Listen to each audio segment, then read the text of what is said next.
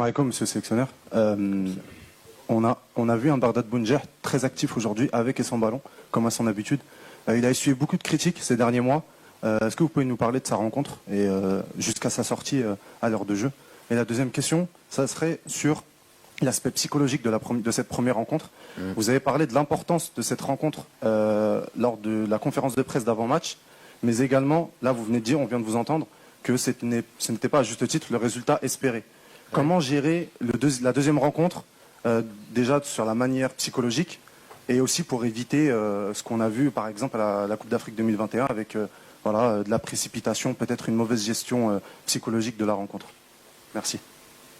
Je ne sais pas s'il y avait de la précipitation aujourd'hui. Il y avait, je pense qu'en termes de fautes techniques, il y en a eu. C'est normal. Dans un match, on ne peut pas avoir 100% de passes réussies, par exemple. Il y a toujours des fautes techniques, même si on voudrait, à chaque fois, en exigeant, on voudrait qu'on en fasse le moins possible. Ensuite, bien sûr, ça c'est pas un secret de polichinelle, de démarrer dans cette compétition avec l'idée de gagner, c'est se mettre dans les meilleures conditions. C'est pas le cas. Les forces mentales, psychologiques d'un groupe doivent être là pour réagir. Et en plus contre une grosse équipe qui est du Burkina Faso. Donc on est là dans ce tournoi-là. Si on n'a pas cette force psychologique, on n'a rien à faire dans ce tournoi-là.